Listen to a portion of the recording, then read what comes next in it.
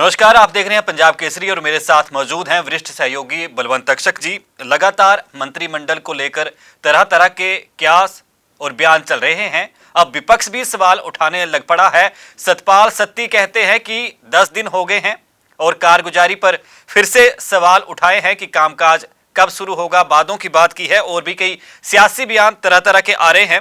लेकिन तक्षक साहब, जिस तरीके से लगातार देर हो रही है मंत्रिमंडल के विस्तार को लेकर, तो अब क्या समझा जाए कि नए साल के पहले सप्ताह में सहयोग बन रहा है? देखिए सुनील, ऐसा है कि हमसे ज़्यादा तो इंतज़ार हिमाचल की जनता को है जी। उससे भी ज़्यादा इंतज़ार उन विधायकों को है जिन्होंने मंत्री बनना है जी। जाहिर है कि सुक्खू साहब कोरोना पॉजिटिव थे, 3-4 दिन का आराम किया उन्होंने। फिर ये खबर आई कि वो 24 तारीख को हिमाचल में होंगे और 24 दिसंबर को शायद मंत्रिमंडल का विस्तार हो सकता है, लेकिन वो खबरें भी सच साबित नहीं हुई। तो मैं समझता हूं कि अब जो मंत्रिमंडल का गठन होगा, कांग्रेस के जो विधायक मंत्री पद की दौड़ में शामिल हैं उनको नए साल पर ही गाड़ी, बंगला, स्टाफ मिल पाएगा। चलो, गाड़ियों के कहते हैं कि पुरानी ही बरतेंगे, लेकिन संभावना कैसे संभव होगी? क्योंकि राज्यपाल तो कह रहे हैं कि कुछ दिनों के बाहर के दौरे पर जा रहे हैं, तो उनके गैर हाजिरी में ये संभव कैसे होगा? सुनील, ये संभव ऐसे होगा कि 24 तारीख दिसंबर को मंत्रिमंडल गठन की जो खबर आई थी वो इसी सिलसिले में आई थी कि 25 दिसंबर से राज्यपाल राजेंद्र विश्वनाथ आर्लेकर साहब बाहर जा रहे हैं हिमाचल से।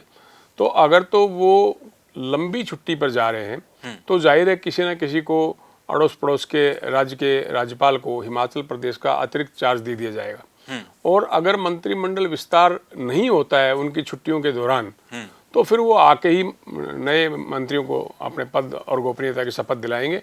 अगर इस दौरान सुक्खू साहब ने तय कर लिया कि हमें मंत्रिमंडल का विस्तार करना है, गठन करना है और राज्यपाल लंबी छुट्टी पर है, तो केंद्र सरकार या राष्ट्रपति किसी न किसी पड़ोस के पंजाब या हरियाणा के गवर्नर को हिमाचल प्रदेश का अतिरिक्त प्रभार दे सकते हैं और वो फिर विधायकों को मंत्री पद की शपथ दिला सकते हैं। चलो, मंत्री पद की शपथ जब लेंगे तब अब आने वाले दिनों में पता लग ही जाएगा और शायद नए साल की खुशियां और जश्न भी कुछ विधायक मंत्री बनकर मनाएंगे। लेकिन कहीं ये तो असमंजस की स्थिति पैदा तो नहीं हो रही, या कहीं पेंच तो नहीं फंस रहा नामों को लेकर तक्षक साहब, कि अभी नाम तय ना हो पा रहे हो? जाहिर है जी, पॉलिटिकल क्षेत्रों में ये सवाल उठाया जा रहा है कि खुद मुख्यमंत्री और उप मुख्यमंत्री ने 10 दिसंबर को शपथ ले ली थी और इतना लंबा अरसा हो गया कि विस्तार होना है, विस्तार होना है, विस्तार होना है। मंत्रियों के नामों की सूची को अंतिम मंजूरी मिल गई है। जो हिमाचल प्रदेश कांग्रेस के प्रभारी हैं राजीव शुक्ला साहब से बातचीत हो गई है, पार्टी खड़गे साहब से बातचीत हो गई है, राहुल गांधी जी की राजस्थान यात्रा, भारत जोड़ो में मुख्यमंत्री और उप मुख्यमंत्री दोनों शामिल हुए थे, तमाम विधायक भी राजस्थान गए थे दौसा, वहाँ भी बातचीत होने की खबरें आई थी। लेकिन चूंकि सुक्खू साहब कोरोना पॉजिटिव पाए गए, ऐसी सूरत में इसमें देरी हुई।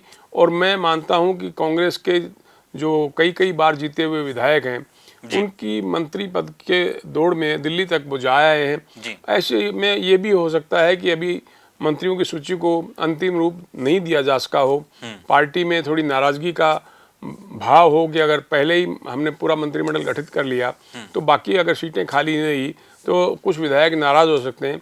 ऐसी सूरत में सुनील, क्या है कि मंत्रिमंडल में 12 विधायक शामिल हो सकते हैं, तो कुछ पोस्टें सुक्खू साहब इसलिए भी खाली रखेंगे कि बाद में नाराज होने वाले विधायकों को कहीं एडजस्ट किया जा सके। चलो, सीएम सुक्खू के साहब सामने जो है, एक आपको क्या नजर आती है कि क्षेत्रीय और जातीय संतुलन की समस्या जो कैबिनेट विस्तार होगा, क्योंकि 68 सदस्यीय विधानसभा जो हिमाचल की है, वहां पर इस बार 31 ऐसे विधायक हैं जो पहली बार चुनाव जीत कर जा रहे हैं, उसमें से 13 जो हैं वो पक्ष में बैठेंगे, बाकी के 7 विपक्ष में। तो क्षेत्रीय और जातीय संतुलन कैसे संभव होगा?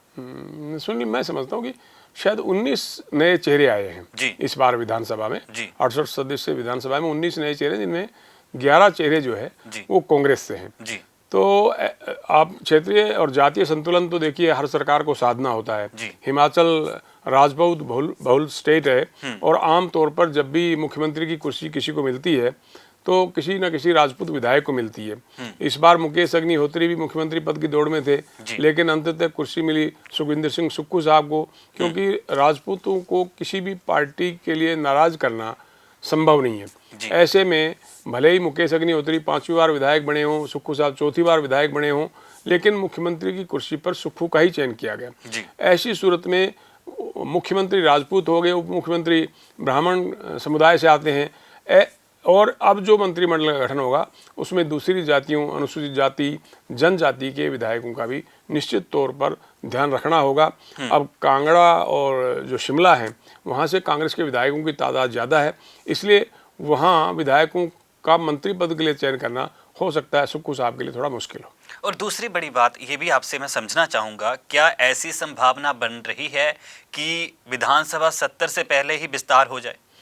इसमें तो सुनील कोई हार्ड एंड फास्ट रूल नहीं है। आप चाहें तो मंत्रिमंडल का विस्तार विधानसभा सेशन से पहले भी कर सकते हैं, और चाहें तो विधायकों को पद की शपथ दिलाने के बाद भी आप कर सकते हैं। लेकिन अब ऐसी ही संभावना जताई जा रही है कि विधानसभा के सत्र से पहले शायद मंत्रिमंडल का विस्तार नए साल के पहले हफ्ते में हो सकता है। और आपको इसकी संभावना कब तक संभव नजर आती है कि विधानसभा सत्र पहला कब हो सकता है? 14वीं। देखिए, शीत सत्र तो मैं समझता हूं कि सुनील जल्दी ही करना होगा, क्योंकि विधायकों को पद की शपथ दिलानी है। आपको ध्यान होगा कि पहले विधानसभा के शीत सत्र के लिए 22 से 24 दिसंबर की तारीख तय की गई थी, लेकिन और राज्यपाल साहब ने इसकी मंजूरी भी दे दी थी। लेकिन वही बात है, फिर सुक्खू साहब के कोरोना पॉजिटिव होने की वजह से ये कार्यक्रम भी स्थगित कर दिया गया। मेरा ऐसा मानना है, या मुझे लगता है कि जब भी मंत्रिमंडल का गठन होगा इसके फौरन बाद नए साल के पहले या दूसरे हफ्ते में विधानसभा का शीत सत्र बुला लिया जाएगा। अच्छा, वैसे भी संभावना ये भी लग रही है, और कहते हैं कि जो कानूनी माहिर हैं वो ये भी कहते हैं कि 8 जनवरी से पहले सत्र बुलाना बहुत ज़रूरी है, शपथ दिलाना। और ऐसे में जो खींचतान की बात आती है तक्षक साहब, क्योंकि जो पूर्व अध्यक्ष थे हिमाचल कांग्रेस के, जब राजस्थान में काफ़ी कला क्लेश चला था राजस्थान कांग्रेस के बीच, तो उसकी आंच यहाँ तक नहीं पहुँची थी।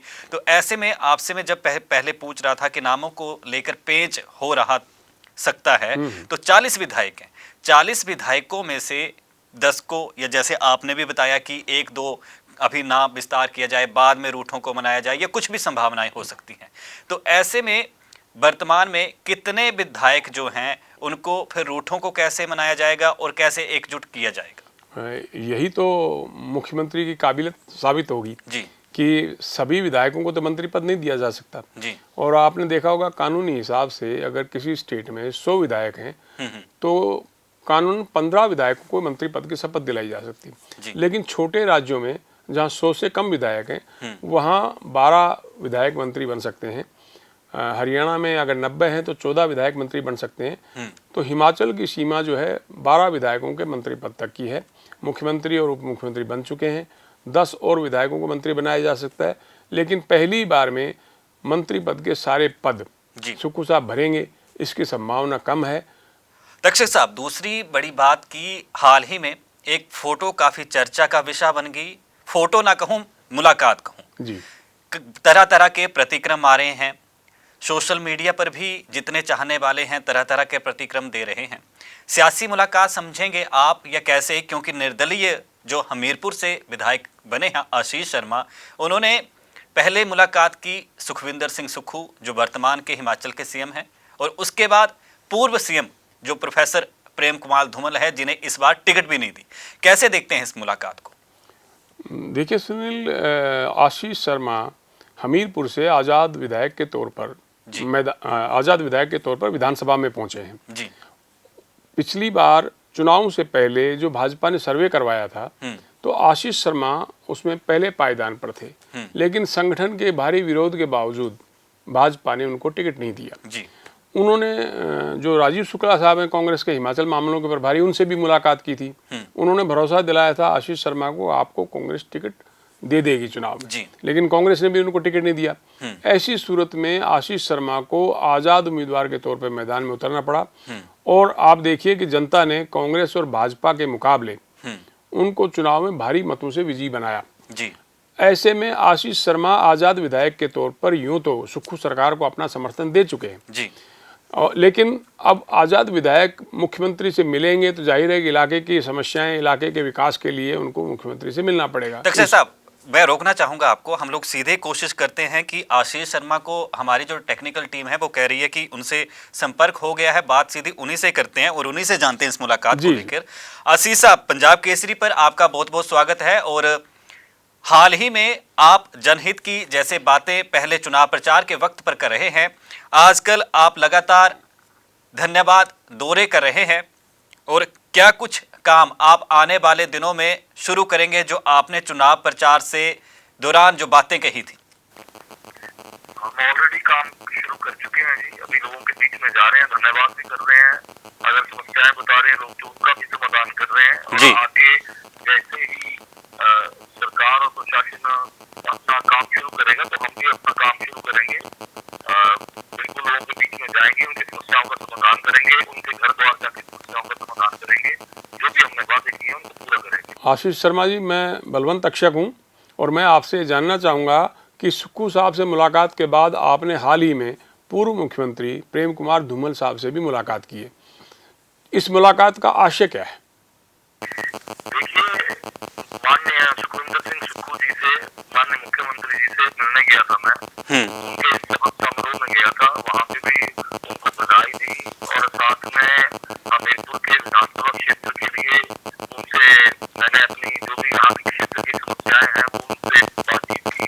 और माननीय मुख्यमंत्री जी ने मुझे आश्वासन दिया कि वो पूरा का पूरा सहयोग करेंगे, क्योंकि हमारा भी सौभाग्य है कि हमें माननीय मुख्यमंत्री जो हमीरपुर क्षेत्र को मुख्यमंत्री मिले हैं, तो हम सबका सौभाग्य है और मेरा भी सौभाग्य है कि उनकी लीडरशिप के नीचे काम करने का मुझे मौका मिल रहा है जी। उन्होंने मुझे पूरा आश्वासन दिया कि वो पूरा सहयोग करेंगे और जो भी क्षेत्र के लिए विकास के काम होंगे उनको बढ़ चढ़ के आगे बढ़ाएंगे। अच्छा आशीष साहब, एक बात काफी चर्चा में है क्योंकि सियासी घटनाक्रम है, और बात जिस मुलाकात की, तक्षक साहब ने जो सवाल किया मैं भी उसी के संबंध में पूछना चाहूंगा, क्योंकि आपके चाहने वाले भी अब ये सवाल उठाने लगे हैं कि कहीं राजनीतिक धरातल तो नहीं आशीष शर्मा जो है वो ढूंढने लगा है, क्योंकि निर्दलीय विधानसभा तो पहुंच गए हैं, बस शपथ लेना ही बाकी है। बाकी सब जनहित में, जो जनता में आपके अब काम होंगे उनका इंतजार जनता कर रही है, और आपको जो आशीर्वाद जनता ने देना था वो दे दिया है। लेकिन इस मुलाकात के सियासी मायने तरह तरह के आ रहे हैं, इस पर आप क्या कहेंगे? देखिए, आप कुछ समझिए, मैं आजाद उम्मीदवार के रूप में जीता था मैं जी। पार्टी की बात नहीं, मैंने अपना समर्थन जो है निर्दलीय बाहर से अपना समर्थन जो है वो मैंने ऑलरेडी माननीय मुख्यमंत्री जी को दे चुका हूँ। और सियासी जमीन बोलने की तो बात नहीं, तो चुनाव से पहले की बात होती है, चुनाव हो चुका है जी। अब ये तो 2027 की बात है जब सियासी जमीन आप खोजेंगे कि क्या करेंगे। इस समय तो मुझे काम करना है, 5 वर्षों के लिए लोगों के बीच में रहना है और लोगों के काम करने हैं जी। मेरी और इससे ज्यादा कोई मेरी इच्छा है ना मैं चाहता हूँ कुछ भी हो। चलिए आशीष साहब, अपना कीमती वक्त और हमारे कुछ अहम सवालों का जवाब देने के लिए बहुत बहुत धन्यवाद। तो तक्षक साहब, आपने भी सुना कि आशीष शर्मा ने जो बातें कही और जो मुलाकात की, लेकिन इसके संबंध में हम फिर चर्चा पे वापस आते हैं और आपसे जानना चाहूंगा स्पीकर और डिप्टी स्पीकर के संबंध में, क्योंकि वो भी बनाए जाने हैं। तो मंत्रिमंडल के विस्तार के साथ साथ उस पर आप क्या कहेंगे, क्योंकि अब तक उनके संबंध में भी कुछ तय नहीं हो पाया? नहीं, ये तय है सुनील कि जब भी विधानसभा का शीत सत्र शुरू होगा जी, चंद्र कुमार जी जो प्रोटेम स्पीकर हैं, जैसे ही वो विधायकों को पद की शपथ दिलाएंगे उसके फौरन बाद ही विधानसभा के स्पीकर का चुनाव होगा। मुख्यमंत्री चाहें तो डिप्टी स्पीकर का भी चुनाव इस शीत सत्र में करवा सकते हैं। तो इस हिसाब से आप देखिए 12 विधायक मुख्यमंत्री समेत मंत्री बन सकते हैं जी। 2 विधायक जो है वो स्पीकर और डिप्टी स्पीकर के पद पर एडजस्ट हो सकते हैं। इसके अलावा मैं ये देख रहा हूँ कि चीफ विप और विप की जो 2 पद हैं उन पर भी 2 विधायकों को एडजस्ट किया जा सकता है, उन्हें मंत्री पद का दर्जा दिया जा सकता है। इसके अलावा जो बाकी विधायक रहेंगे सुनील, उनको बोर्ड कारपोरेशनों की चेयरमैनी देके राजी किया जा सकता है। देखना तो यही होगा, हम देखेंगे भी वक्त आने पर कि मुख्यमंत्री सुक्खू साहब जो है अपने विधायकों को किस तरह से एडजस्ट करते हैं और सबको साथ लेके किस तरह से चल पाते हैं। नहीं, ये सबसे बड़ी आपने लास्ट में बात की कि बोर्ड के जितने भी होते हैं उनके चेयरपर्सन बना दी जाते हैं, कोई और जिम्मेदारी दे दी जाती है, किसी मंडलाध्यक्ष की जिम्मेदारी या जिलाध्यक्ष की जिम्मेदारी वक्त वक्त पर बदलती रहती है। लेकिन अगर फिर भी जो बागी हैं उनको कैसे मनाकर बिठाया जाएगा? अभी तो ऐसा सुनील कुछ देखने में नहीं आया जी। अखबारों में खबरें जरूर हैं कि सब विधायकों को राजी करना मुख्यमंत्री जी के लिए मुश्किल होगा, लेकिन अभी ऐसे हालात पैदा नहीं हुए हैं। ये जब थोड़ा वक्त बीतने लगता है, मंत्रिमंडल का गठन हो लेता है, विभाग बंट जाते हैं, सरकार कामकाज शुरू कर देती है जी। तब कुछ विधायकों में नाराजगी पैदा होने लगती है। और मैंने आपको पहले ही बताया कि ये तो सुक्खू साहब की काबिलियत पर निर्भर करेगा कि वो विधायकों को किस तरह से अपने साथ लेकर चलते हैं। चलिए तक्षक साहब, कुछ अहम सवालों का जवाब देने के लिए और भविष्य की क्या कुछ सरगर्मियां हैं उनसे भी आपके बारे में लगातार चर्चा करते रहेंगे। फिलहाल कीमती वक्त देने के लिए बहुत बहुत आपका धन्यवाद जी। शुक्रिया सुनील, शुक्रिया।